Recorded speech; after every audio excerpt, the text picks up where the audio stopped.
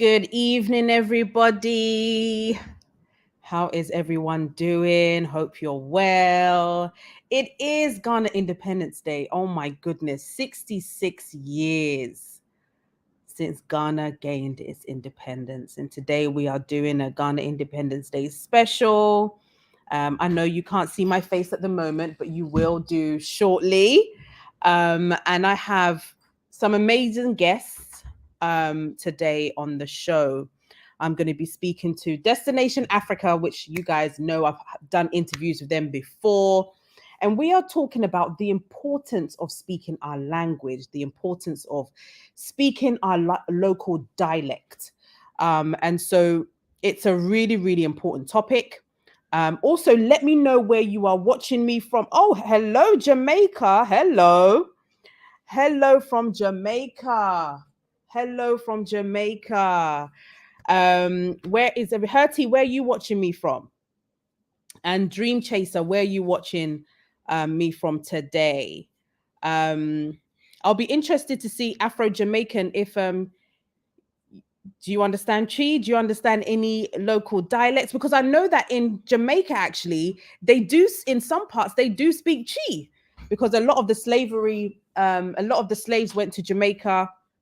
And I hear there's a special part in Jamaica where they actually speak Chi. Someone's watching us from Kingstown. Paul Helen's watching us from the UK. Oh, wow. USA. Awesome. It's so nice to see all of you on here this evening. How are you celebrating Ghana independence? What have you done today? Or have you just been working like normal people? There's only holiday in Ghana, but there's no holiday anywhere else. Mommy is watching us from Ghana, Florida. Ooh, how's Florida? Thank you all for watching the show. I mean, I haven't done a live show in a while. Watching Liberia. I was in Liberia, let me see, maybe about 2 years ago. Love the country so much. Hope to go back there soon as well.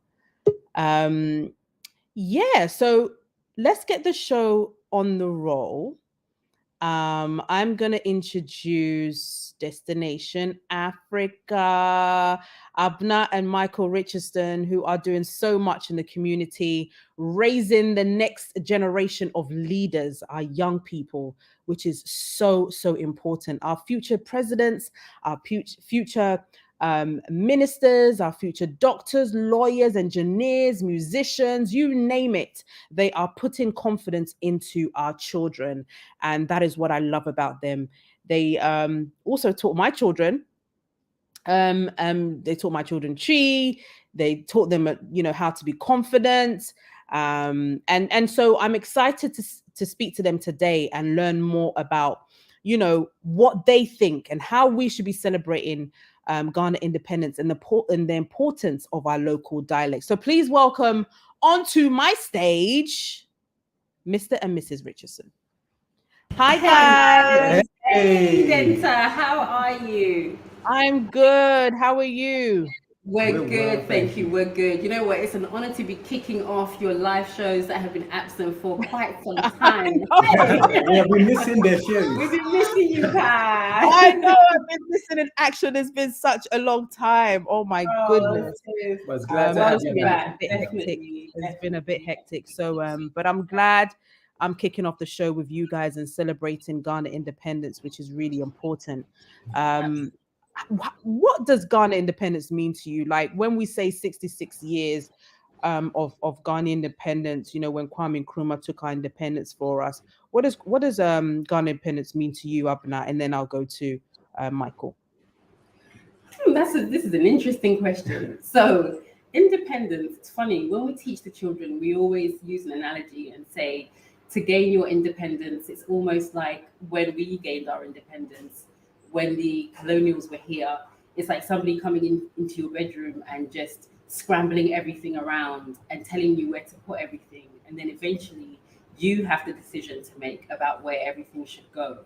And so to us, I think 66 years ago, that's what happened. And we put things back how we wanted them to be put back. And systems and structures that we wanted to see them in. However, I think also for us, every day is Independence Day because it's a celebration of what was, what is, and what is to come. So it's a celebration every day of the fact that we have a part to play in it. I think the Chi song Yenarai Assassini talks about the ancestors toiling their blood and making sure that we had something to come and harvest. So now it's our turn to do something. What are we leaving for the next generation? So we are what's to be celebrated. We are what's to put in the work. And hopefully the next generation will be here to harvest. So I think if we're talking about independence, that's what it means to us, or to me. I can't speak for this one. But yeah. That's what it means. Awesome. Michael? Yeah, so I'll just add into what Abner said. Just for me, it's a chance to reflect and, to take in exactly the struggle, what happened. And behind it all was a thought. It was a vision by a few people about what this new nation would be, how this new nation would function, how, the black man would show that he can take care of his own affairs. And that was all a vision. And along the way, that vision was tainted and changed by various things. But it was a thought and something which, it's for us to speak about, to talk about, to share with the children. I mean, it happened before we were born, but I have uncles and aunties who were young and fresh at the time, and to have that conversation and to let the children know that, what, our nation isn't perfect. There are many things which are wrong with it, but in order to fix them, you have to first talk about them, then follow it up with action. So yeah, it's a good reminder. It's like a birthday, almost to a certain extent. You can not celebrate your birthday if you don't want to, but at the same time, in the sense of life is short and different things happen, and we must take time to pay homage to those who went before us. It's true. You're absolutely right. I think, in a lot of minds, people, one set of people will say, we wish that we had more development in our country at the age of 66. Others will say, well, we've come a long way from where we were to where we are now. And I guess, again, going back to our children is how we infuse the knowledge from the past and what we can do for the future, right? Exactly. Almost let them know that, look, let's learn from the past, but this is what the future looks like. Correct? Yes, yeah, and just to add to that, I think there's an age of life. There's a life cycle. It starts over this side when you're a baby, and everybody makes decisions for you. You're just a passenger in your own journey. And then it's like the morning sun. It rises up to peak day where the sun, ding, like it's hot and it burns. And as parents, we transition from children, and we make those decisions. And we set the way and the path for the next generation, those coming out of the morning dawn. And it's for us to, act upon it, as you said, and just to actively choose and be intentional about what we want to do and to see that better Africa, that Ghana that we want. Absolutely. I'll go on over to Emmanuel. Emmanuel, how are you? Emma, can you hear me? Okay, maybe not. Jen, are you back on now? Can we hear you? Hi, guys. Can you hear me? Yes, we Yeah. can. Okay, We can hear you finally. now. Thank you. Yeah, a bit of sound problems with my laptop, but I'm using my phone, so hopefully this will be able to suffice for now. Yeah, you might have to speak a bit louder. It is a bit, Is it? yeah, just speak a bit louder. And I'll hand over to Jennifer to continue the conversation. Thank you so much, guys. I'll probably be Thank. jumping in and out at some point. Okay. Okay. Excellent. Michael, Abner, thank you so much once again. I'm sure Denton's already said it, but thank you for joining us. I think today's session is really all about celebrating who we are as Ghanaians, our culture, our people, our language, being somebody kind of born and raised in the UK. And, although I've kind of, our parents are first generation Ghanaian, but it's like we kind of had a bit of a missing link because we weren't, we didn't go to school in Ghana and so forth. So some of us struggle when it comes to trying to learn the language and pick up the language. But most of us are able to hear. But what I do find is that there tends to be a bit of, I won't say reluctance, but a bit of, you want to call it trepidation when it comes to some of us speaking Tree fluently. And I think what you guys are doing with your organization, Destination Africa, I think it's great. Please do tell us a bit more about Destination Africa, what you guys do, what you guys are planning for the year, and we will come back to you towards the end of the show as well. Okay. Thank you so much, Jen, and welcome back on, should I say. You're more than welcome. So Destination Africa was something that was born about 12 years ago. We, before we conceived our first child, he's 12 now, we made the conscious decision, even though we were living in the UK, that Tree was going to be their first language. Simply because we had seen all other ethnicities, and we had seen the fact that not only were they teaching their children their languages fluently, but they were thriving.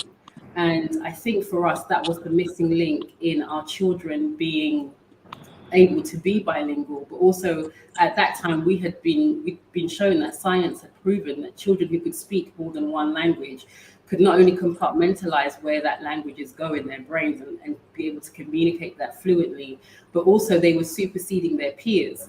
So we didn't want to really affect our children in that way, whereby they grew up and they didn't have an identity, because for anything to begin, it has to have an identity. And for us, what starts that identity off is initially your name, and then your language, and then your community. And the language by which you express yourself with your community and your family is where you're born into.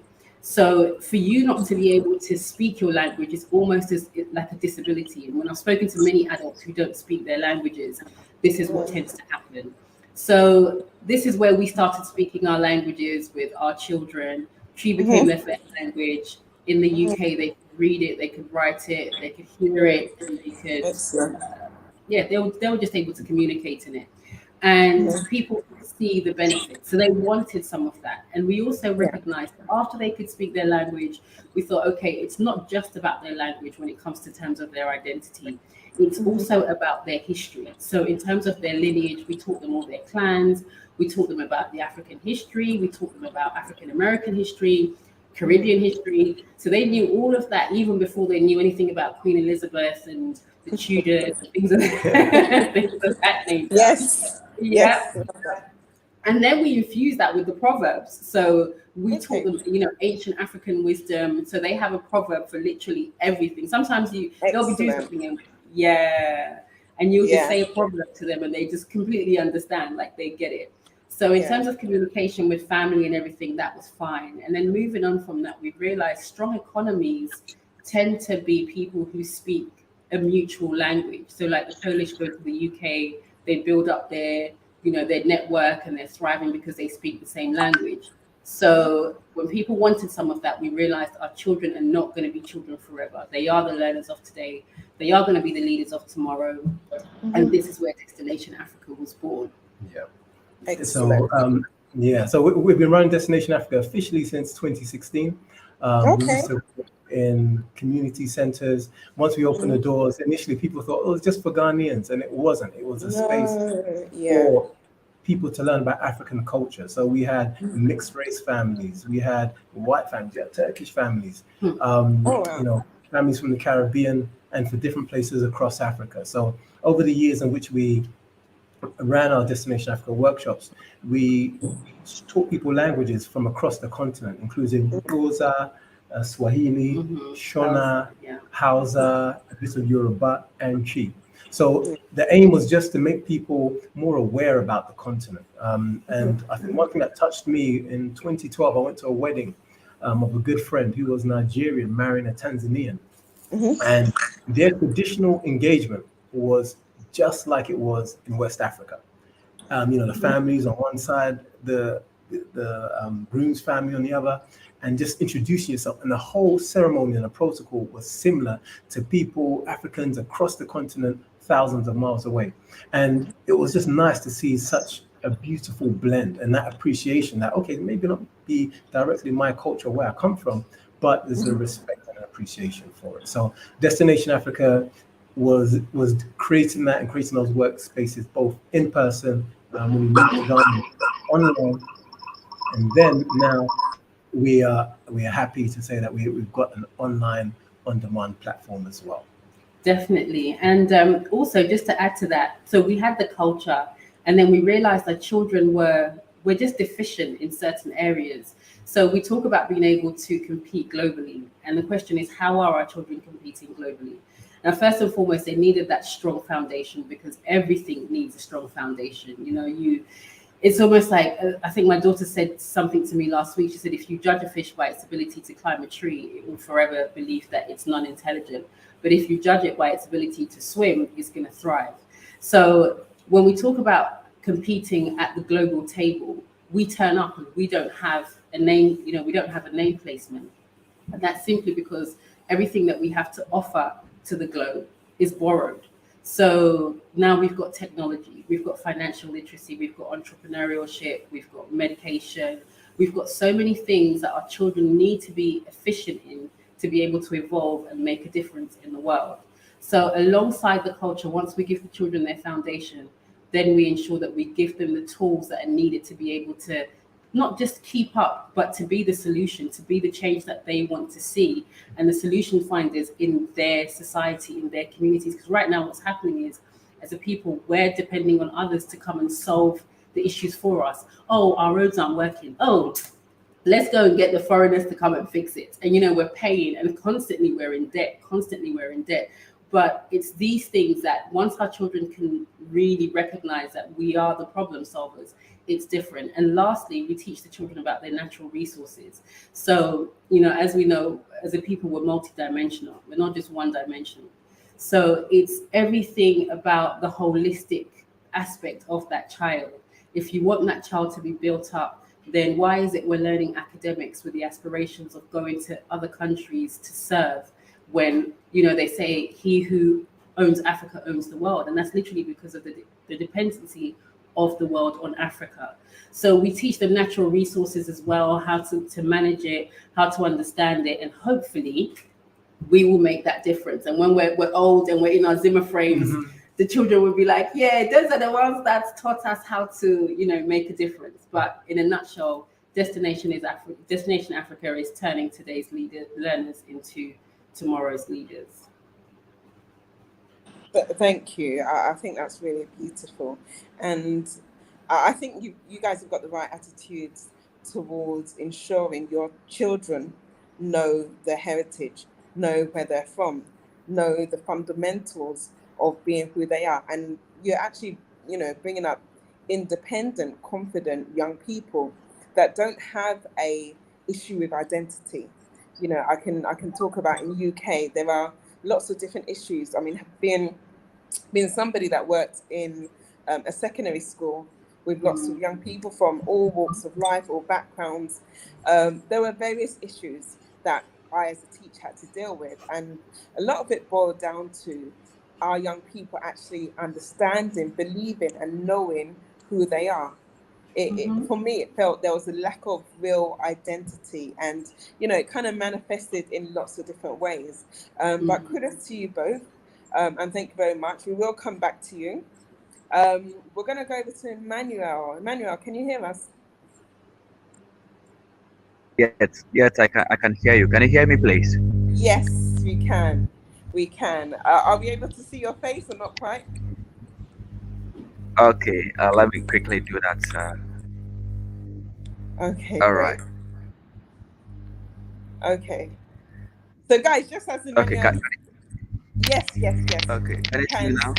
We can. Your sound is a bit low, but hopefully you'll be able to sort that out. So just to kind of retract a bit, today, as Denta mentioned, is Ghana Independence Day. It's a day that we want to celebrate our culture, our people, our traditions, who we are.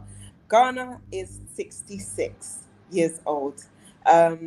We've come a long way. There's still a lot more that we need to do, but I think today is really about celebrating how far we've come and looking at what we need to do as people of Ghana in order to help build, build our nation, if you want to call it that. There are lots of ills. There are lots of sensitive topics around what things are happening at the moment, the good, the bad, and the ugly. But let's look at the positives and let's look at how we can actually come together and unite and actually do something. So this time next year, we're looking at another level of Ghana and its development and progress. So Emmanuel, thank you ever so much for coming on the show for today. So Emmanuel is also a member of the Guba Diaspora Network. The Guba Diaspora Network, for those of you that do not know, is a platform, a community of diasporans from all over the world that seek to connect, transition, do business.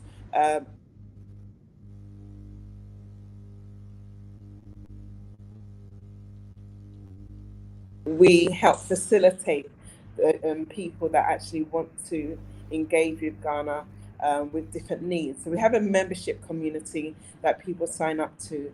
And through that community, there are a number of things that we do for individuals as well as the collective community. So Emmanuel, just like Michael from Destination Africa, is part of the network.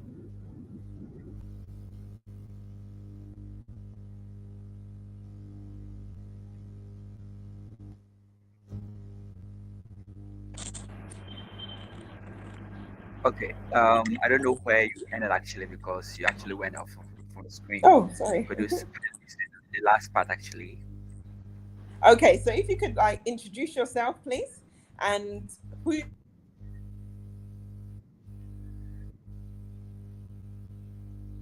Okay. Okay. Thank you so much. Thank you so much for the opportunity and good evening from Ghana. Wherever you're watching from, once again, welcome to this powerful session today. And so, as she clearly said, I'm Emmanuel Amorbin, the CEO and founder for the Tree Learning Center and one of the teachers as well.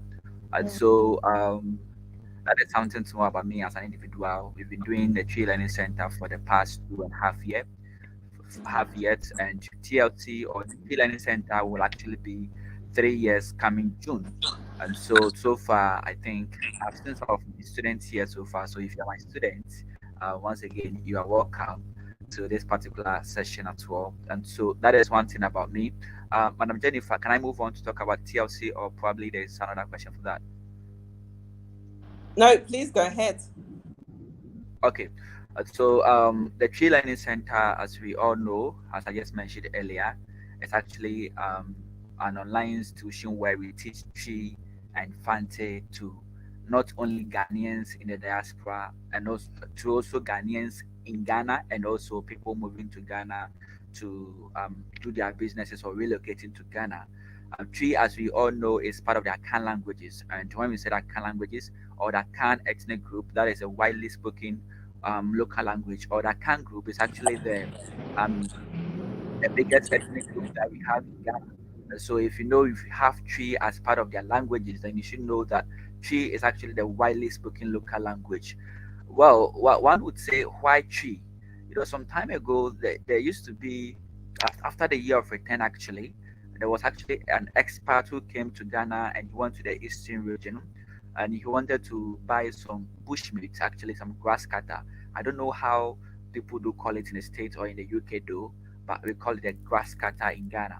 And so he wanted to actually know how they trapped the grass cutter because he was a little bit skeptical about his health as well. So he was trying to know how they trapped it.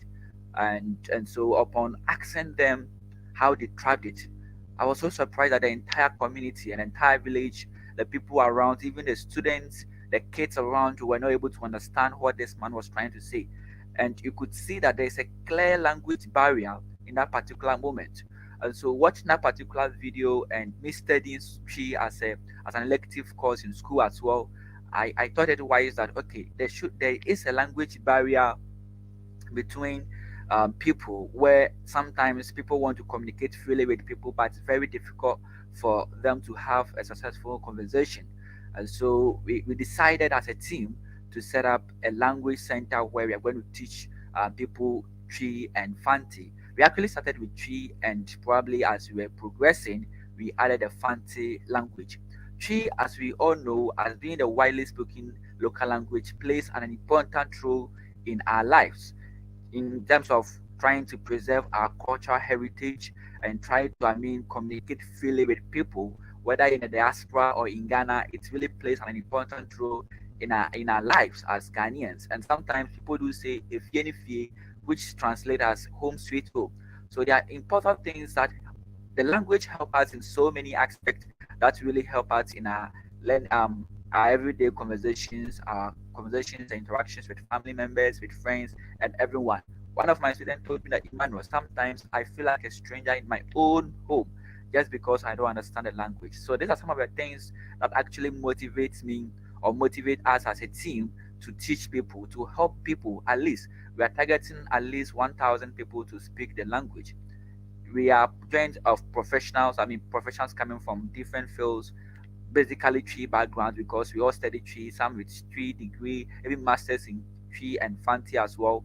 And we help people to speak and to understand the language in the easiest and the fastest way as well. And so that is something small about the Tree Learning Center. We're just trying to help people who want to speak tree and fancy to learn the language with the easiest way and the fastest way as well, regardless of their location. Because probably the Tree Learning Center happens to be the very first institution in Ghana that started teaching the language in a structured way. There used to be YouTube channels, links where people can just learn it, but we started to teach in a very structured way as the very first institution in Ghana. And so, with the track record, with the experience that we've had so far with most of the students, especially even live on this particular session, we have what it takes to make your dream of speaking either Chi or Fanti a reality.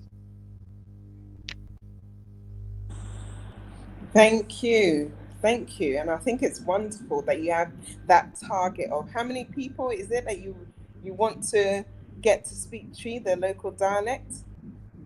You mentioned a target of people. How many was it that you're aiming towards achieving? Okay, so we are targeting, in the next 5 years, we've actually Mm-hmm. started a campaign called the Sense of Belongingness, right? That you should Okay. feel like you are part of Ghana when you come to Ghana, regardless of where you're coming from. And if you're Yeah. Ghanaian in the diaspora coming back home and you feel like a stranger, probably we Mm-hmm. want you to have that sense of belongingness. So we are targeting at least impacting 1,000 people's life in the next Awesome. 5 years. And so at least by the Excellent. next 5 years, we should have at least 1,000 people who can speak and understand Chi without having to speak not just Chi alone, but Chi and Fanti. And so that is not just only adults. We are about to Mm-hmm. add a kids department to the tree learning, to the Okay. trees and lessons and the fancy lessons as well. And so not Okay. just adult per se. If we are talking about the sense of belongingness, we are talking about people, in a way of helping people to actually have that sense of belongingness when they come together. They should feel like they are Ghanaians when they are in the motherland. They shouldn't feel like strangers because of the language. And so I think I didn't add. We have different sections, and so regardless of your proficiency level, we have what it takes to teach you, because we have the beginners, we have the intermediate, and we have the advanced. And so if Mm-hmm. someone comes to our center, for instance, and a person is not at the very basics, so what Yeah. we do is we test you to know your proficiency level first before we can tell you where we recommend you to start from. Because Mm-hmm. sometimes people think that, oh, I can speak some few ones, oh, it is saying a year, I can respond, so I understand tree. It takes a Mm. lot of things in terms of sentence structure. A Yeah. typical example is in English, we say the water or the orange, right? Where the Mm-hmm. article that comes before the noun or the item. But in tree, it is something different. Tree, the article comes after the noun. So we say After. ankano, we say insuno, but in English, the Mm-hmm. sentence formation is different. And so if you look Okay. at all these things, it takes someone who have really studied tree to understand all these things in Mm. terms of the Mm. terminology and everything that you Okay. have to do to understand the lessons. And also, someone will say, "Oh, I know how to say akwaba midasi, so I can speak tree."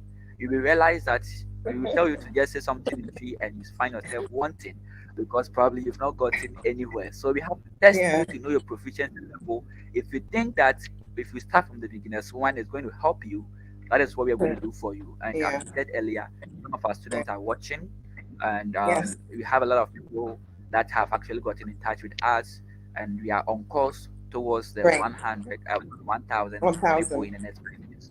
Excellent, excellent, excellent. You're right about the direct translation. I think, sometimes people make the mistake and it doesn't quite sit well. It doesn't quite flow when people try and use direct translation in order to, put sentences together. Speak a What language. we're going, yeah. So what we're going to do, folks, is we're going to have a taster, a taster of a Okay. tree learning session by Emmanuel. So he's so kindly, it being Independence Day, so kindly put together some sessions or a session for us. And it's just a taster. So, just hopefully something that you'll be able to kind of go away for today's show and, at least having learnt some keywords in tree in order to kind of get by and, have a little bit of a conversation here and there. So, Emmanuel, I'm going to share the screen. Please bear with me, guys. I'm going to share. I'm going to share my screen.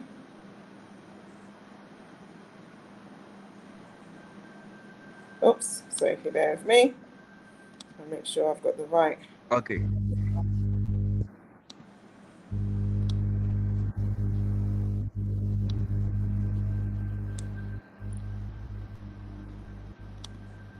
Okay, I think I've got it here. Okay, can you guys all see the screen? Emmanuel, can you see the screen? Yes, it's still loading at my end, and so yes, I can see it now. Okay. All right, brilliant. So you just let me know when you want me to go to the next slide, and you let me know when you want me Okay. to pause as we go through. So if you could just take over. Okay. So once again, you are all welcome to probably our Chi taster lessons. And once again, I'm Emmanuel, and I happen to be your Chi teacher who will take you through this particular session. So today, I'm coming to do the greetings. All right, we are coming to do the greetings that we have in the Chi language. So when we say the greetings, one will ask why the greetings. Well, the greetings because in Akan culture, especially, we don't take in terms of our hospitality in terms of the cordial relationship slightly or easily. What we mostly do is that we take it very very important because we see ourselves as one people, especially those of us in Akan culture. I mean Akan group, and so we see ourselves as one people, not just at campus, even in Ghana we see ourselves as one people. And so whenever you would want to start a conversation or anything, probably you are stranded somewhere, you need a direction somewhere, you want to talk to someone, you definitely need the greetings to pave way for you to start a conversation. And that is why we are tackling the greetings in Chi. In Chi we say Nchia, Nchia, and that is, you could see that sometimes looking at how it's being spelled, you might be tempted to pronounce it as in Kia if you look at how it's being spelled, but that is not how we pronounce it. And so, most of the times we tell our students that probably when we pronounce a particular word, you write it phonetically how you hear it in your ears first. This is the reason why we do that, because sometimes the way you see it on the screen is different from how it's being pronounced. So this is being pronounced as inchia, that is the nkeye a a. Now we have the ch sound that you could hear in the word inchia.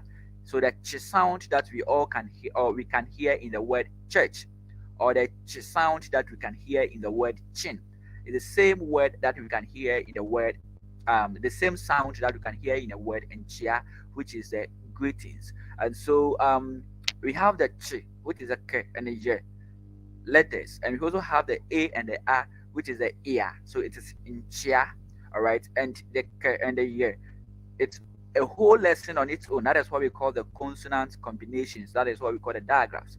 And we have the ear at the end, which is the vowels combination, which is the diphthong. So these are some of the things that we take you through probably when you come to our learning center. So we are coming to look at in Chia, how to use them and how to respond when someone greets you in Chi. Can you kindly move on to the next slide, please?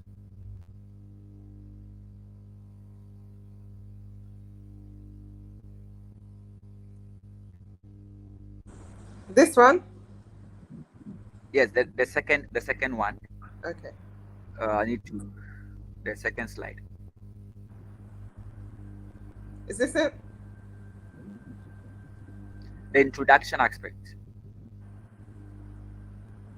It's not coming at my end. Oh, okay. That's all. Okay.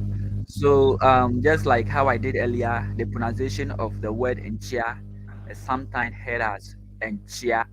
So as I just explained earlier, the introduction of the sound a at the initial stage changes the a which comes before the a at the end of the word with the sound A. And so if you come to the Tree Learning Center, for instance, we have a lesson called the A and the O sound in tree. So all these vowels I just mentioned have two separate sounds, the primary and the secondary. So the vowel A is also having two sounds. The primary, which is the normal A, and we have the secondary, which is A. And so the symbol of the A is what that you can see on the screen as the capital I. It looks like a capital I, but in Twi we pronounce that as A, and that is why we say in Chia. So you could see that we don't actually hear the A in its primary sound, but rather you hear it in its secondary sound as A.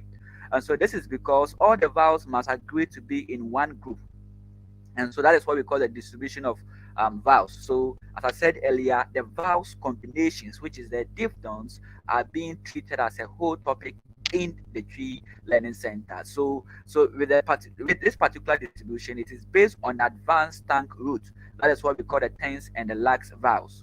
All right, and so I mean these are very technical, of which we have to go deeper when we move on with our lessons. So kindly move on to the next slide, which is three, the notes. Let's look at one or two things before we actually start the greetings. It's very important to note this particular aspect. So, yes, so this aspect.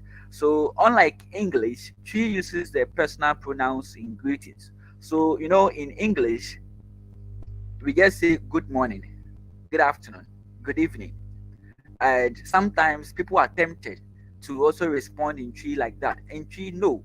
We use the pronouns to, I mean, have conversation where you're talking about the greetings. So when you use the pronouns to greet people in tree, I have actually been in a situation whereby I see someone, I greet the person, and the person responds basically the same way as I greeted the person. Just like in English, when you say good morning, someone respond by saying good morning.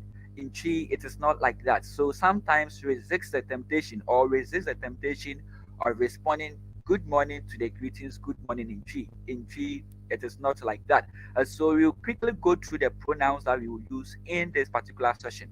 So we have the very first one, which is me. So me as I. Don't forget that me can be used in different ways as well. Me can be me. We also have me as mine, and we can also use me even in possession as mine. But because of this lesson, we are just focusing on me as I. All right, because we will use it to greet. And so we also have the second person singular, which is wo. That is you singular. So whenever you hear someone use wo for you, then it means that person is referring to you alone and not group of people. You also have more, the more as in the you plural. All right, referring to group of people, you and other people. So it can be you and the family, you and your friends, and you and other people as well. Can it be strangers? But we can refer to you as more. Don't forget that when we say more, you are included in that particular conversation or in that particular greetings. And so these are the pronouns that we'll be using to do our greetings for today's session. And so quickly move on to the fourth one, which is the greetings in the morning. Okay. Um, let's quickly look at something here. Um, Calm down. Okay. Okay. So before that, let's go to the top. Let's look at the response first before we look at the greeting. Okay. Now in Chi, as I was explaining earlier, we actually don't necessarily respond to someone based on how the person greeted us. So when I greet you by saying, "Oh, Miss Jennifer, good evening," then you respond by saying, "Good evening." In Chi, it's not like that. All right. So basically, we actually respond to greetings in Chi based on who greeted. So let's look at some few examples here. But basically, we use the age group of the person who greeted to determine how to respond in tree. We have the ya. When we say ya, ya is actually the response that we use. Now, that is a base. Whenever you see a letter being doubled in tree, you stretch the pronunciation. So we say ya. And so resist the temptation of saying ya just because that is what you think you have to say it. No. Anytime you see a letter being doubled in tree, you stretch the pronunciation. So for instance, when we say aquaba, for instance, you could see that we stretch the a in the word aquaba because of the a being doubled. So similarly, we have ya here. Now ya as being used as base. Now we have what we call nia in the Akan culture. I told you earlier that we see ourselves as one people. And so whoever that happens to be either in your age group, either a little bit older than you or younger than you, is being seen as a brother or a sister. So let's get back to the pronouns we did. We did me. So when I refer to you as minya, that is my brother or my sister. So if I refer to, let's say, Kofi as Minia, Kofi is a male, and therefore I'm referring to Kofi as my brother. If I say Efia, which is a female, then when I say Minia, I'm referring to her as a female, so that is my sister. So as I said earlier, anyone who greets you and falls in between the category of either the same age with you, a little bit older than you, or a little bit younger than you respond by saying yeah, all right, you respond by saying yeah nuya. Now, as I said earlier, in Akan culture we see ourselves as one people. So anybody old enough to be like your father, it can also be your father, it can be your uncle, it can be a respected person in your jurisdiction, your vicinity where you find yourself. If such a person greets you in tree by saying, let's say marching, of which we'll be looking at how to greet in the morning, resist the temptation of responding genuine to such a person, because that person is old enough to be like your father. You accord that person with that necessary respect, so you respond by saying ya eja. Eja is another name for papa, which is father. Also, if somebody old enough to be like your mother, it can be your mother, it can be your auntie, it can be someone who is not old enough to be like your mother, though, but is a respected person in your community, your vicinity, your jurisdiction. In that scenario, you can also accord that person with the necessary respect, as in Ena. So when that person greets you by saying, let's say, Machin, you respond by saying Ya Ena, where Ena means mother. Another name for Mame is Ena, which is mother. We also have a situation where someone greets you, and well, the person is old, as it's not old enough to be in your age group, or it's not that younger than you, or that older than you. I mean, the person is that young to the extent that the person can be your child. In such scenario, when that person greets you, you respond by saying ya oba. So once again, the ya becomes the base. The one you attach to the ya becomes the person who is greeting.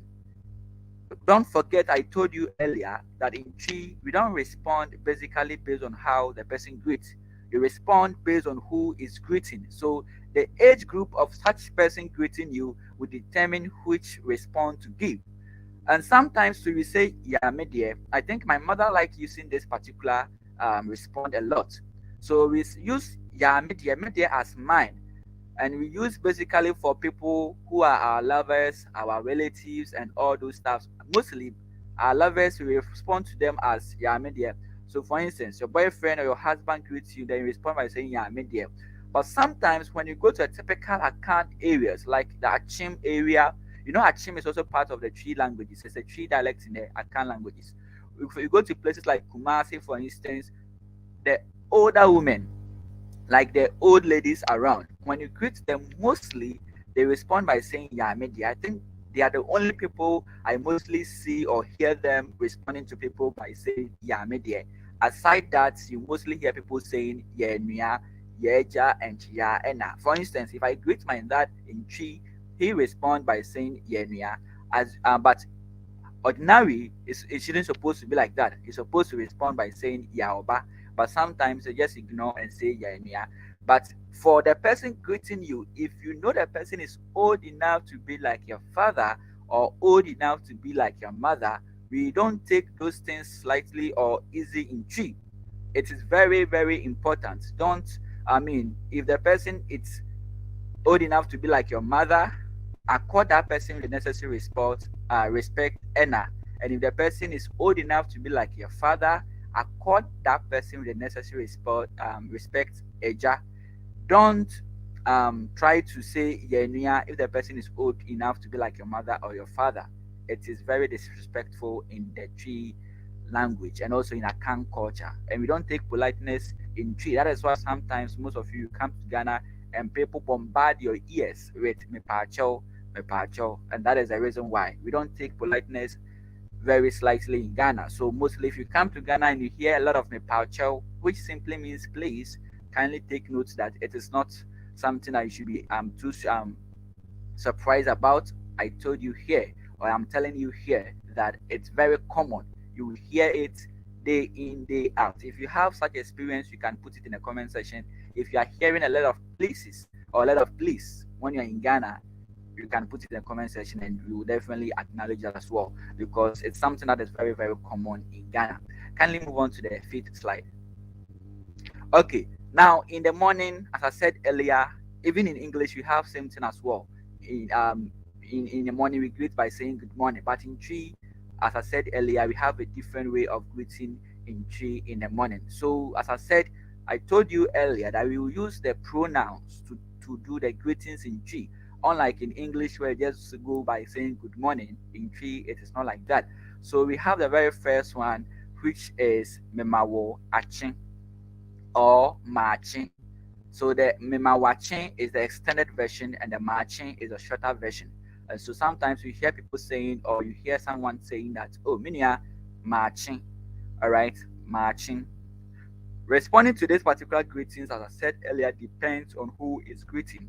We did that aspect very not long ago. So we have Yenuya to a brother or a sister or someone in your age group. The person is not supposed to necessarily be a relative. The person can just be a friend, can even be a stranger. But so far as the person is not old enough to be like your mother or your father, you have to respond by saying yeah. And so when I say mimachin or mimawo achin, you can use any of them, either mimawachin or machin. Any of them is correct. And the respond go by saying yenua or yeja, ya ena. And so if it is yeja, it means the person is old enough to be like your father.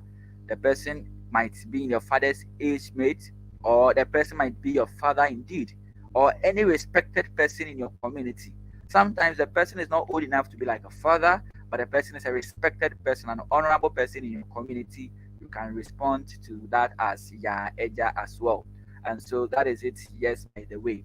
We also have ya ena as a response to someone who greets you and the person is old enough to be like your mother or your father. So we have ya ena as a response to someone who greets you and the person is old enough to be like your father, the person might be your father indeed. Don't forget that the response is very, very important. Okay, can you move on to the next slide, please? The afternoon one. Okay, so in the afternoon, we say area, and look at the down aspect. You could see it there, the where area. That is how phonetically you hear it in your ears when someone mention area. All right, it's area. I told you earlier the vowel a have two sounds. A in its normal sound like aquaba, and a as a. So that is what you can see on the screen. So it is not area. Resist the temptation of saying area. It is area. So it is the a being realized in its secondary form. Just like sometimes you have a word like ejuma, which is work. Ejuma is also being realized as in the R being realized in its secondary form. So we say ejuma and not ajuma. Similarly, we say area, and as I said earlier, you could see the E and the A at the end. So it's being pronounced as a single sound as ear. We don't say it separately. We pronounce it as one sound. So it is ear. And that is why it is area. Now, in area or afternoon, we greet by saying memawo aha or maha. Memawo aha or maha. Now, assuming that I am your age group, and I'm greeting you by saying mawaha, how would you respond? Could someone type it in the comment section? I greet by saying, oh, maha, minia, maha. How do you respond to something like that? Could someone put it in the comment section to see that you are following and you understand? So someone greets you by saying memawo aha or maha. How do you respond to that? Um, Assuming I'm the one greeting you and I'm in I mean, your age group. I'm not old enough to be like your father. I'm not old enough to be like your mother. And I'm greeting you by saying maha or memawaha. Okay, so Nana Kwame Bimpon said, or he's saying that yeah, nuya. Very good. Well done. Yeah, nuya. Yeah, nuya. Okay, so that's great. What if I'm not old enough to be like your mother, but I am a respected person in your community, in your area? If I greet you by saying maha, how would you respond? Who could try? I am not old enough to be like your mother do, but I'm a respected person within our jurisdiction, our community, our locality, or our vicinity. How would you respond to something like that? When I greet you by saying maha, I just see you and say, oh, pacho maha. How would you respond? Who could try so that we move on to the next aspect? Who could try?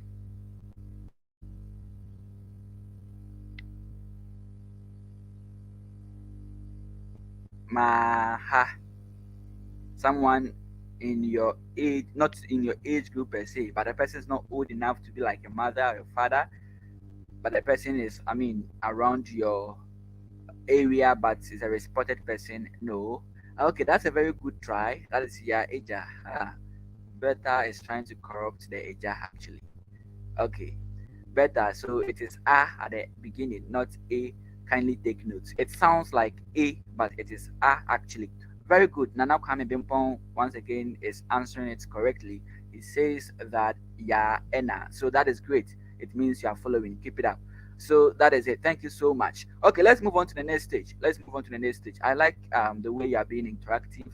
I really really like it. Okay, so the last aspect, which is the evening, we have some few though, but in terms of the evening, in P we say enumere, enumere, enumere.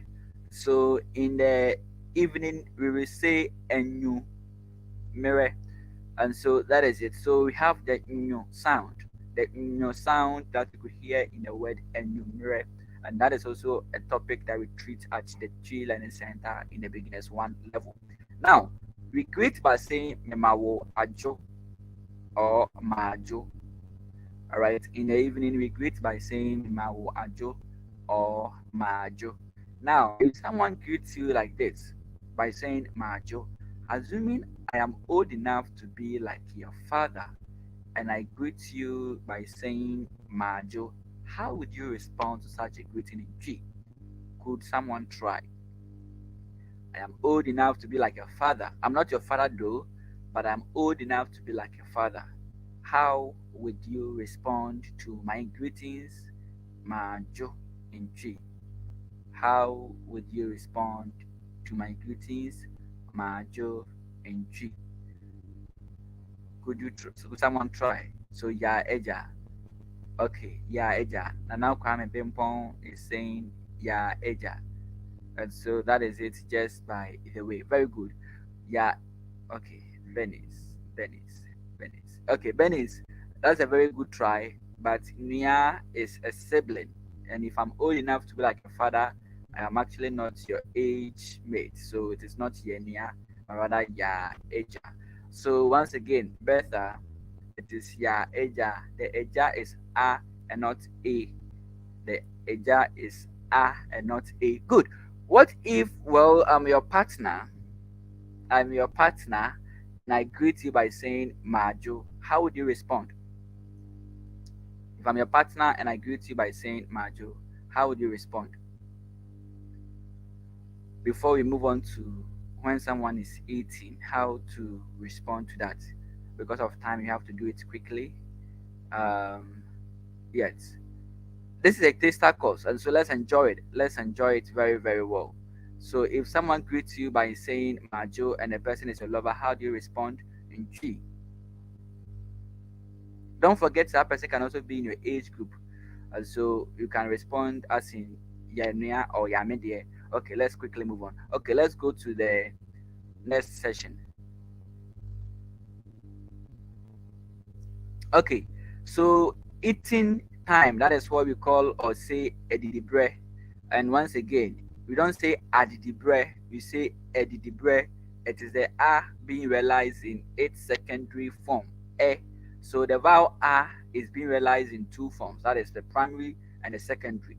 And so the primary, it's the a as in aquaba, and we have the a as e as in edidi.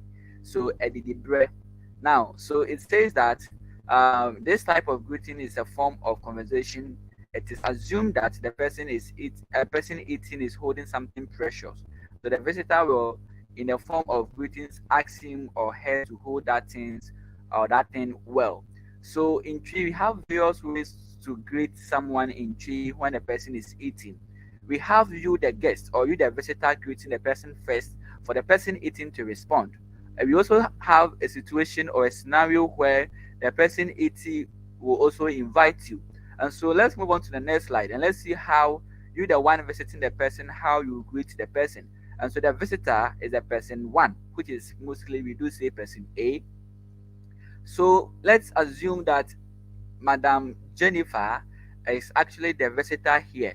So as soon as she sees me or she comes into my abode and I'm eating, she can actually greet me by saying Kutemu, Kutamu. When we say Kuta, it mostly is like you are holding something. So if you could recall when I was explaining, I was saying that it assumed that the person eating is holding something precious. And so the person greeting starts with Kutemu, which is hold on to something or hold it well. So that is it. Then the person two or person B who is actually eating respond by saying Mikutemu, which simply means Mikurem. So you hear Mikurem in your ears. That is how mostly and commonly used in Ghana. So instead of Mikutemu, we can also say Mikurem. That is, I am holding it. Literally, I am holding it tight.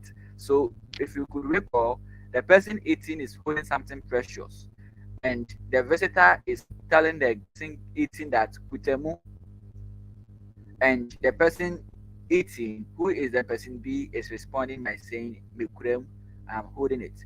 Sometimes too, you can go to someone's place and the person is eating. The person is a very respectful person and greets you. So the person tells you or invites you to join him eat by saying that Mepacho, what to me, what to me. That is, you are invited. All right, what to me. So I am doing something. I am telling you that what to me. You are invited. And so in responding to something like this, you say medawase or medase. So medawase is also the extended version, and medase is the shorter version. And so medase simply means thank you. And so that is it. So this is how when you go to someone's house and a person is eating. For instance, I pay Miss Jennifer a visit, and when I go and she's eating, I can simply tell her that, oh, kutemu. All right, kutemu. In the normal conversation form, you say kutemu, then the person respond mikurem. All right, and so that is it. Just by the way, sometimes people even say kremo, kremo, just like how we have the mikurem. Some people also say mikurem, kremo, and you respond by saying mikutemu or mikuremu, and so that is it. Just by the way. kindly take note of how we pronounce or mention the medase. It is two letters that has been doubled. That is a vowel a, and so we say medase, and so that is thank you. So sometimes you hear people say medase, medase. It is medase, and also I think I've realized this. People do say medasi. It is not medasi. It is medase. All right. It is not medasi. It is medase. It is the vowel a being realized in its secondary form as a. So medase.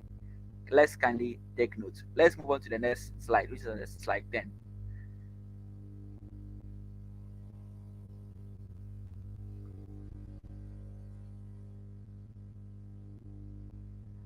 The slide 10, please. Can you hear me, Madam Jennifer?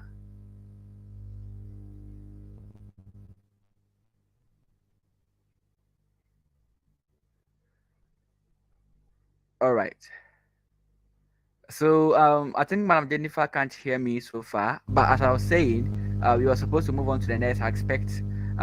Yet, but as we are moving on, or as we are waiting for her, if you have any question, you can drop it in the comment section, and I'll gladly respond to that as well. Okay. So as we are waiting for the slides to load, if you have any question or anything that you would want me to assist or to correct you with, kindly bring it on board. Okay, so we are going to the 10th slide, and so the person operating it, kindly take it to the 10th slide, and let's move on. But if you have a question or anything that is baffling you, something that is making you feel perplexed or anything, kindly let me know in the comment section, and I'll gladly respond to you and assist you on that as well. So once again, Bertha, it is ya aja. In terms of phonetically, phonetics, you can hear it as in aja, but it is ah. Okay, Madam Jennifer, can you the 10th slide?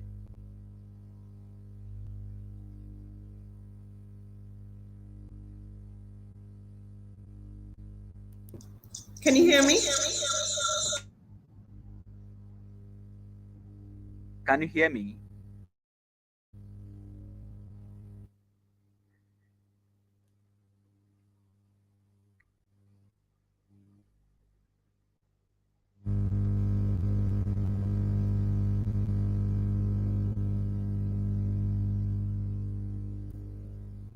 Hello, can you hear me?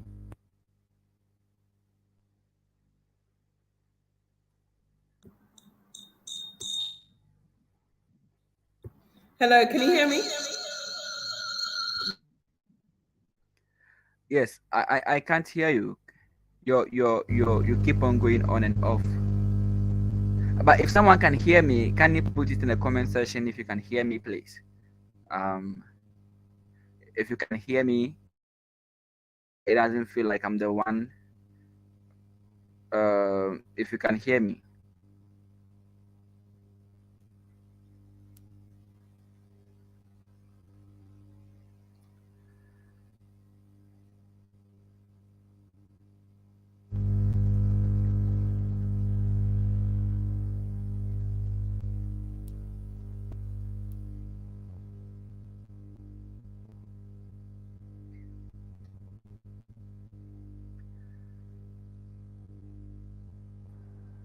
Hi, Emmanuel, can you hear me? Okay.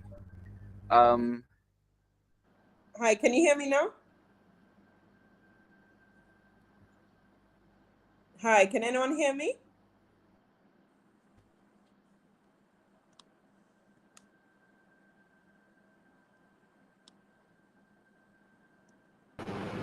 Hi, Destination Yes, Africa, can you I hear can me? hear Yeah, you, we can hear Jen. you, Yeah. Jen. Okay, thank you. Hold on, let me just try and work out what's going on here.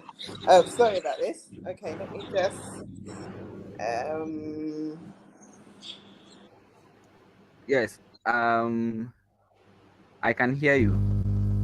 okay, so you can hear me, and Destination Africa can hear me. Okay, Emmanuel, sorry to cut you short there. I think it was such a great, intense lesson. I was learning. There's certain things that you hear, on a regular, but then I think what I know personally I do wrong is the pronunciation. Sometimes I worry maybe my accent is too, English or whatever, how do I actually pronounce the words the correct way? And I think you've just demonstrated in that. And although we are, the lesson is just a taster. If you do want to get in touch with Emmanuel or his organization, the Tree Learning Center, I'm going to put one of the flyers. They've actually got the next course, if I can recall, Emmanuel, is starting on the 31st of March. March. Is that correct? Yes. Okay. Let me Yes, just. on March. Yeah. So I'm just going to put out the details of the next course. So 31st of March. And when you do go to the website, do make sure that you put the code GDN 2022. No, sorry, GDN 22. Okay, and that will give you a 15% discount off the entire 12-week 12 lessons course. And as you can see, as Emmanuel is going through the sessions and explaining clearly, there are a lot of words that we hear but we don't really know the meanings of. And he's explaining, he's giving you a bit of background as to why we use these terms, how we greet our elders, how we greet people our age group, how we greet those younger than us, and how we even greet our partners, how we respond to our partners and those, that are dear to our heart. Do take a look at the course. If you do want to get in touch with Emmanuel, got your picture there, Emmanuel directly, please do feel free to contact treelearningcentergh.com.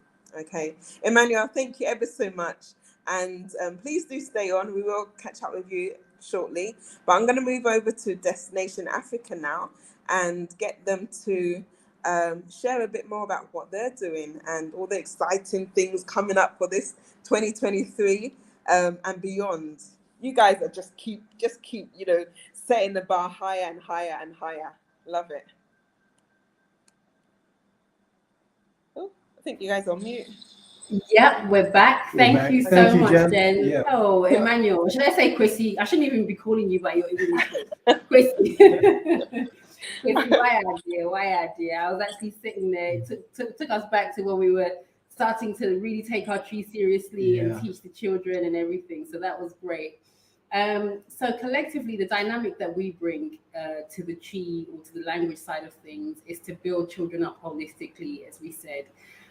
We believe that education starts primarily even before the children go to school. Once they're here, their senses are working, they've got hearing, they can see, they can taste, they can touch. They are picking up what they're seeing and they're feeling in their environment, as well as the communication that's coming to them. So to build a child up holistically, we say that you need 5 things, especially our children, because there's a real sense of, even in the UK, you would hear, once children get to the age of 7, there's something that they're completely lacking. And, as children of color, they start to fall behind. But there is something very special about melanin dominant children. And I think as parents, we need to understand exactly what it is that we've been blessed with before we can give them that firm foundation. We're completely different. The way we receive things are different. And everything stems from our value system. Who we are, what we have in our culture, our traditions, our foundation, and then, we move on. So there are 5 things that are required of parents to do even before we send our children to school. Did you want to cover that first, or did you want to do the video first? Oh, we'll go straight to the 5 points. Okay. All right. So the 5 points are, the first one is identity. Identity is so important, simply because everything that exists has a name. And when something has a name, you expect that name to do exactly what it says on the tin. Michael always says the skin that we have is our passport to the world. It identifies us as coming from somewhere. And I think it was Marcus Garvey that said, when you know who you are, or with confidence, or without confidence, should I say, you are already twice defeated in this race of life. With confidence, you have won before you have even started. It's funny, when we're teaching the children, we talk about the etymology of words. We talk about the etymology of words in English, and we talk about the etymology of words in Chi. The etymology of the word confidence simply means confidere. It's a Latin word that means to trust in oneself. It's funny because the way that we're taught these days in the education system, you would think that to trust in oneself or to even have confidence means to be able to do better than your brother. So the way we're taught in our system, we're like, oh, I have to beat you, I have to come first, I have to do this, I have to do that. But when you trust in oneself, you're actually building a system of Ubuntu. And that Ubuntu system simply means I am because you are, and you are because I am. Because everybody's coming into the equation with something unique, something completely unique to them. So there are intrinsic things that we're all going to learn, that we all have to acquire. But there are things that we have natural talent in. And if you don't have that trust in yourself, if you don't have the trust in who you are, where you're from, how you identify yourself, somebody else is going to rewrite your narrative and you're not going to have a voice in this world because you simply don't know where you come from. So the first one is identity. Second one is geography and travel. So as African people, sometimes living in a diaspora, there is a culture wherever you are which is dominant. And what tends to happen is most education systems around the world cater their education system for the local populace or for the benefit of that nation. And as Africans who have traveled the world and are sometimes in foreign lands, the first thing we need to understand and fully accept are education systems there are not catered 100% for our well-being.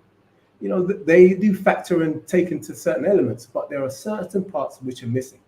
And one of them is the knowledge of the African continent. As everybody knows, Africa is the future. But the problem is we don't seem to know that, or we don't seem to value it. But those who know, those who understand the minerals, the human resource, are making sure their children are aware of it. There are 54 countries on the continent of Africa, and most people's children can probably know about 5 or 7. And outside of that, they're blissfully unaware. At Destination Africa, we make it one of the points to ensure that children are aware of the continent. Because how can you make the most? How can you tap into potential of this continent, of our motherland, if you are just blissfully unaware that it exists? So we have a little game that we want to do with you guys at the end, but it's important to ensure that your children are aware of the African continent. And when you live in Europe or America, it makes financial sense to probably not travel home because the tickets are extortionate or expensive, and it's cheaper to have local holidays, and these local holidays are great. And I'm not knocking them by any stretch of the imagination, but it's also important for your children to revisit the continent, to see home, whether it's an adopted home or their birth home or their historical home, to go and see, taste, touch, and partake in the continent on various aspects. So geography and travel is the second area we need to be hot on to ensure our children are self-confident. No, most definitely. The third one, guys, so we've got identity, we've got geography and travel. The third one is our history. As for this one, I can't stress on it enough, because everything is cyclical. However we look at it, we are being trained by people who were trained by a group of people who happen to be our grandparents, and we're going to be continuing that work.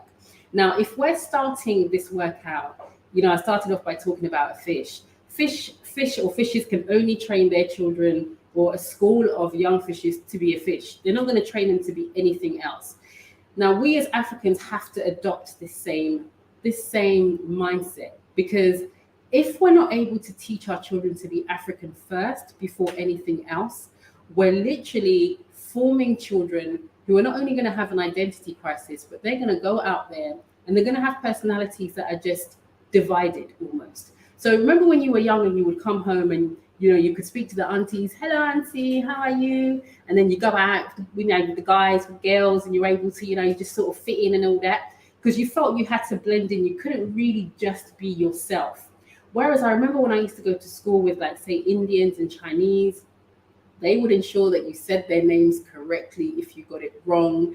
I remember there were Bangladeshis in the playground who would be speaking their language because they were just simply proud. And it was something that was innate. It came naturally to them because that was what had been fostered.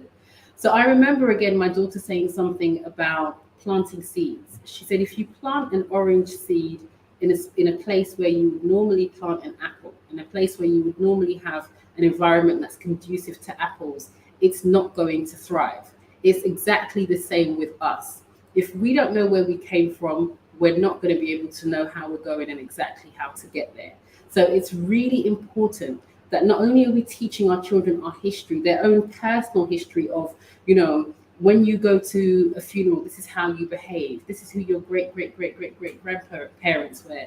That's what's personal. But also history about people who they can identify with. People like Charles Richard Drew, who was the first Black man to identify how to separate plasma from the redness of the blood, how to identify different blood types. So you've got, the A's, the O's, the B positives and everything. You had people like Maria Van Britten Brown who invented the camera. So when you go into, say, a block of flats and you have to buzz in and they check their camera before you come in, that was a Black woman who was originally a nurse who invented that. When children see these kinds of characters, the Ya Santois that were able to fight for them against the English, these are the types of things that on this Independence Day our children need to really discover, because it's an identity. They can identify with that person, and in their minds, this is what sets a mindset. If they can identify with somebody who has done this, that looks like them, that came before them, they can also do it. If they can only identify with somebody that's outside of them, what it's telling their psyche is that I have to be dependent on somebody who doesn't look like me, who can do it. So again, we're going back to that same old mindset and belief of I have to depend on somebody outside of me to solve our issues. The fourth point is critical thinking and challenging views. Sometimes you're in the house and you're like, Mom, Dad, how did the world come to be? And they'll be like, well, on the first day, but somebody said the world is billions of, shut up there. This is it, and take it. At times we can be guilty of stifling our children's ability to see the world in a perspective, in a new light, in a light which would allow them to change and impact the world in a greater view. Paradigms are things that we create in our mind spaces from infancy. And depending how we nurture that space and how we allow children to operate in that space determines their paradigm. And what we aim to do and what we tell parents to do is to push that paradigm, push the furtherness of your understanding, and allow the children to dream, dream, and dream, to think, and to problem solve. Ask questions which are difficult. And sometimes it's great to say, you know what, I don't have the answer, but let's work together to find out the answer and the solution. So in critical thinking and being able to join the dots of information gathered is essential as the fourth point. Okay, and the last one is philosophy and religion. Now, when we look at us as a people, it really, I think it's, I don't want to use the word obvious, but what we are as a people is the humanity that's important. Looking after one another, looking after the nature that we've been born into, looking after our environment, being interdependent, so making sure that we support one another, we complement each other, we enhance each other. Now, we have all taken on as a people different religions and different philosophies because of what has happened before. And one of the reasons why we celebrate today is because there were different things that were imposed on us as a people. But I think what's really important to teach our children from a foundational level is the fact that Ubuntu has to stand. Regardless of what your philosophy or your religion is, we have to serve one common goal, and that's to ensure that we're all here to win.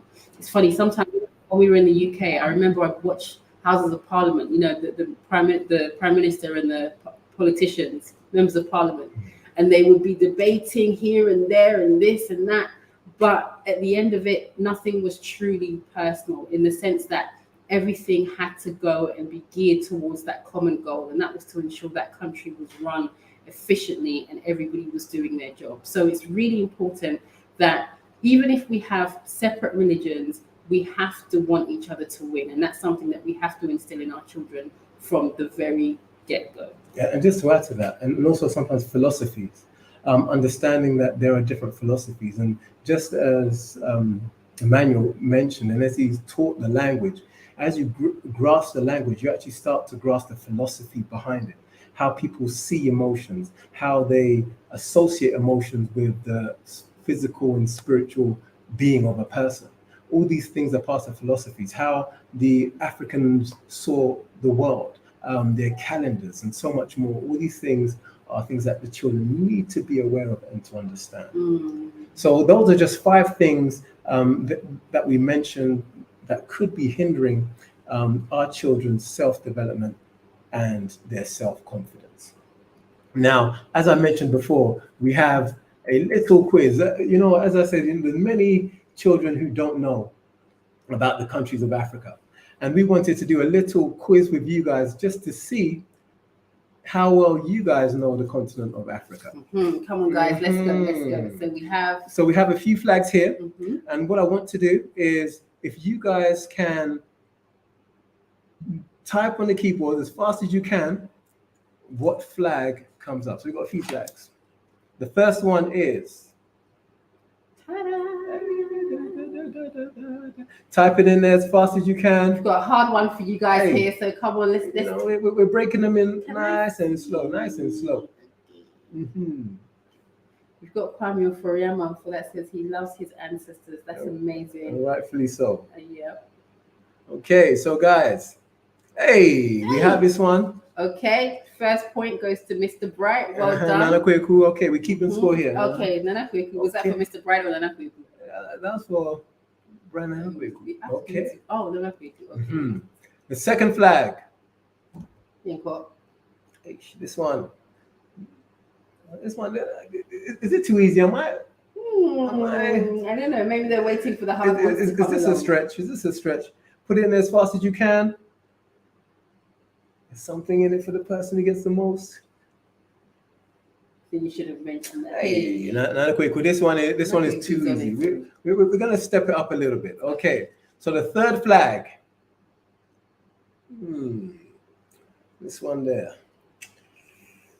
It could be tricky. It could be tricky for some. But... Try anyway. This is what we always say. Try anyway. Let's go, guys. Jump in there. Drop it in the chat. Oh, try again, Lynn. Oh, Nigeria was the last one. She has to be faster on the buzzer, right? Has to be faster. Put it in the chat. Put it in the chat. Type as quickly as you can. This one might just be yours, Lynn.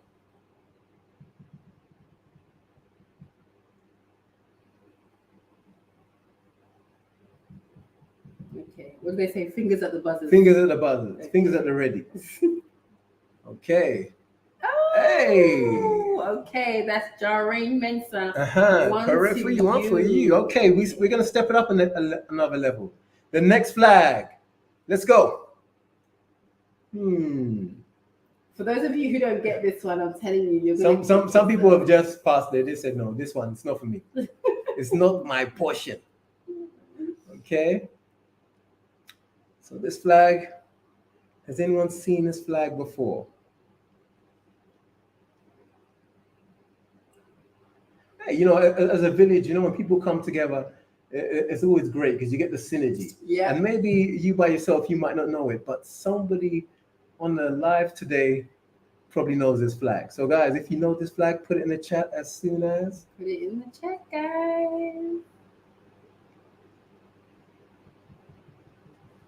Oh, okay. I think we might have to give this one a miss. We might have to give it a miss. Okay. Oh, Yolanda Williams. There. Okay, let me keep Yolanda. She's a dangerous one. Hey, she's one to watch. I'm telling you. Okay. And the final flag. She Googled it. She Googled. She Googled it.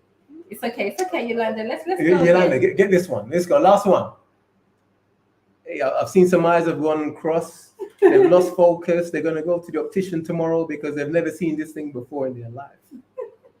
Okay, the final flag. Who's first in? Hey.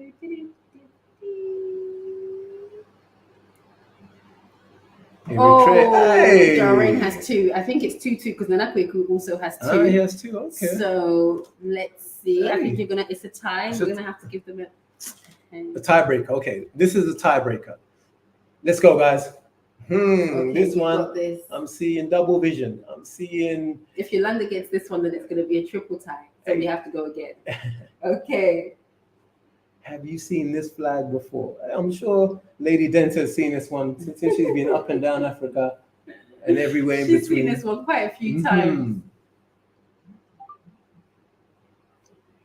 This one, Google's going, hey! Ooh, Yolanda. Yolanda. No, that's 2 for Yolanda. That's hers. Okay, so we have to go again.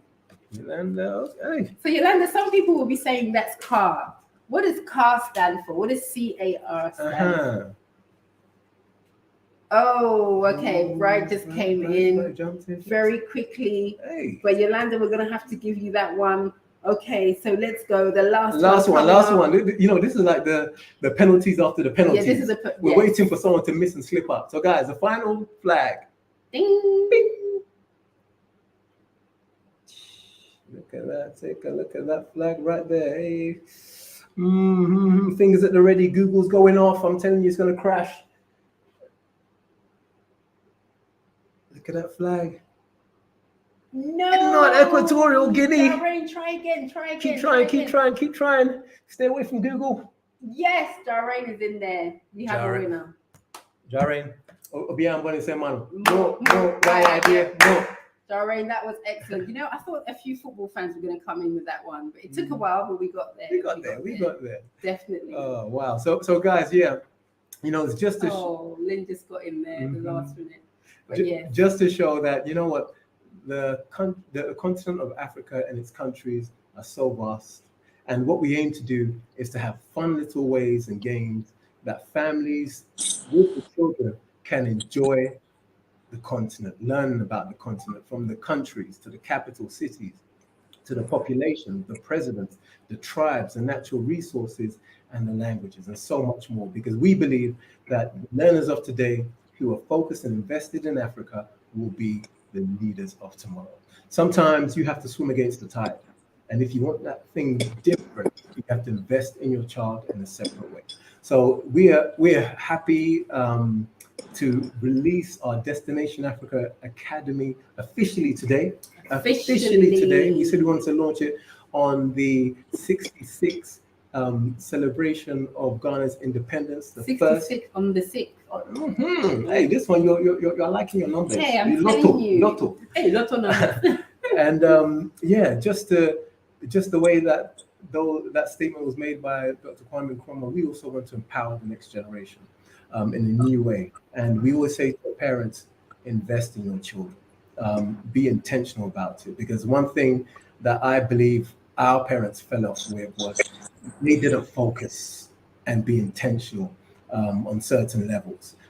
When it came, you know, I always say when you go to school, there are core subjects you have to take. Normally your maths, your English, and your science. And outside of that, you have optionals. You have your religious studies, your arts, your PE, your technology. And we tend to put our culture and our children's identity and the place in their world as an optional elective. You know what? We'll get there maybe if my child doesn't want to do ballet, or we'll do a season of football, and maybe I'll fit them going back home to connect with their culture when they're 16 or so. That's the wrong approach, and that isn't going to separate them from the rest. We need to spend that time, invest in them, invest in growing with them, and ensuring that that tree has strong foundations so that the future bounds no limits to them, what they can achieve. So guys, I just wanted to share one thing very quickly. We have the new program, which is online. And as Jennifer's shown on the screen, because we've launched it officially today, we have a program that runs for 12 months, and we have various things that they don't teach you in school. So we have courses on financial literacy, self-defense, human psychology. We have Bitcoin, cryptocurrency, so that children can learn about money management, debt, presentation skills, all these things that the children are going to need. And it's been years in the making. We've been tweaking it over the years with our face-to-face workshops, and now we've created an on-demand platform that allows Africans from around the world in the diaspora to connect at their leisure, to build their children up in these essential skills so that they shall be unshakable and change the game in future. So that's our website there. Definitely check it out and sign up, because we're doing an introductory offer with Gooba. So Jennifer has the link which she can share with you.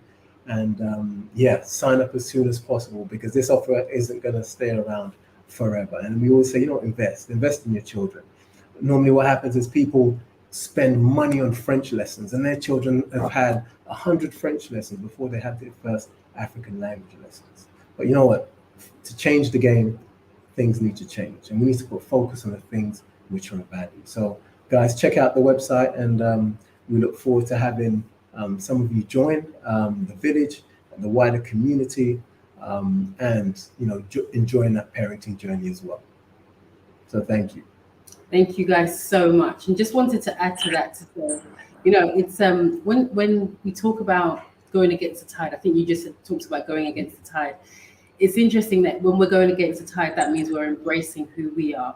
But inevitably, like you're saying, if we're not teaching our children about themselves, then we're raising them for somebody else. We're raising them to serve somewhere else. So definitely, guys, this is something that, like Mike says, it's been years and years in the making. We've got the best in the business in every sector, in every industry possible, that is going to make your child well-rounded alongside the things that they're learning at school, to ensure that they're going to be able to achieve global success. So definitely look into it and invest in your children. Okay, excellent. Thank you guys so much. I think it really is beautiful just hearing about what you're doing, just hearing about how you're making sure that the next generation are also learning, and also empowering families, parents, to be able to give their children the education that they would have liked to, but sometimes they don't have the resources or know where to get the information. And you guys put it all together in a package for parents and uncles, aunties, the whole family, really, to help and support nurturing and bringing up our next generation of children. Thank you guys so much. I'm just putting the link in the chat at the moment. If you do want more information or want to hear a bit more from Destination Africa, can you please let people know how they can contact you guys directly as well? Okay, so people can follow us on Instagram. We are at Dest Africa GRP, so that's DEST Africa GRP, or our website, which is www.thedestinationafrica.com. And we have a YouTube channel, which is Destination Africa Group TV as well. Excellent. Thank you so much for that. And bearing in mind that Destination Africa are also part of our Group of Diaspora Network community. So for the members, those of you in that community, you can reach out to them whenever you want. If you've got further questions or advice that you need, or just want to speak to parents. I mean, as they've mentioned, they've got 3 kids. Just to speak to parents to find out the realities. It's not all hunky-dory. There's a lot of, hard work and crying and all kinds of things that go along with it. But it's that village, it's that community support, it's engaging with people that have also been through it and are going through or have experienced some of the thoughts and concerns and worries that you may also be going through. And, whether or not you actually want to go down this route and you just need that kind of shoulder to lean on, kind of to help you along the way. But thank you so much, Abena. Thank you so much, Michael. And once again, lovely to have you guys on board. I'm just going to stop sharing a screen. Stop sharing a screen. And I think Emmanuel, is Emmanuel still there? Hi, Emmanuel. Are you around? I'm still here. Okay. Excellent. So we're going to wrap up now, guys. Thank you once again. And once again, apologies for the technical hitches, but we got there in the end. And I don't know about you guys, but I think it's been a great show. I think it's been informative.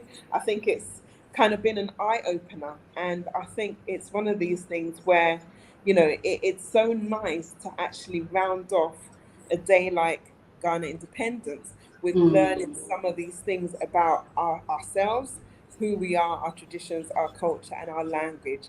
And all of that needs to be celebrated, even amidst all that's going on in the terrain at the moment. There is still lots and lots of things to be thankful for. And I thank you two, especially both Destination Africa, the Tree Learning Centre, for coming on, taking time out, and just spending your evening with us and the rest of everyone else that's online. I'm going to send the link for Destination Africa. If you do want to learn more about the Guba Diaspora Network, if you do want to touch base with anyone, if you do want to, just do a bit more in connecting, transitioning, investing, or doing business in Ghana, we are here to help you all along the process. Okay, it's not always easy, and we do need each other to help and support. And that's what the Guba Diaspora Network is here to help you all do. Do get in touch with any of us. Our contact details are info@gubadiasporanetwork.com, or you can give us a call on 024 515 6705. That's 024 515 6705. So my name is Jennifer Jangrofa. I'm the head of Diaspora Engagement and Partnerships for the Guba Diaspora Network. Thank you all once again, and happy independence. So I think Happy Independence Day! okay, can you hear me? Yes, Emmanuel, you want to say one last thing? Yes, so I think my final remarks before we end it. Once again, thanks to Mr. Eko and Madam Abina as well for I really like and appreciate what you are doing, especially in helping the next generation, not just the cultural aspect, but in terms of everything that they are doing. It must be appreciated, and I mean must be commended as well. And just a final thing to say, we also at the Tree Learning Center we have two sessions. We have the group lessons and we have the one-on-one lessons where with the group lessons you can have the opportunity to join other learners all over the world and have a lesson. So in that aspect, people try to also network, meet new people, and also make new friends as well. And we also have one-on-one for those who are very busy. And so if you have a very busy schedule but still want to learn, you book your spots and you choose your own time and your own day that you think it's okay for you to have your lessons. And then regardless of the time differences, whether in the PST, CST, EST, whether in the UK, Germany, wherever you are in the world, we have you covered and we can, help you out. This is our language. This is what we have to do to, preserve it and also to show our identity as proud Ghanaians. And so, once again, thank you all so much for this powerful session and also the opportunity given to all of us to showcase what we have from the motherland to the entire world and to the entire globe. On that note, me mamu nyinaa fa ho die ba, which is happy Independence Day to our mother Ghana. As Nkrumah said, Ghana, our beloved country, is indeed free forever. Thank you so much, Emmanuel. Oh gosh, you know what? Let me. Is there? I'm trying to think of a word that you just taught us. Is it Majo? Majo, yes, Majo. That is evening. Good Mamu, evening. Ajo. Mamu, Ajo. So it's Hands more up, because high five for trying. it's a lot of people. More because it's plural. It's not only Yes. you and I, but Yes. it is. Let's say you have Lady Dentai here. We have Mr. Eko and Madam Abina, and we have you as well. So you use the more. That is a you plural. More. So Mamo, Ajo. Mamu Waju. Mamu Waju. Exactly. Okay, so guys, Mamu Waju. Take care. Okay, well. Bye bye. Bye bye. Bye bye. Bye.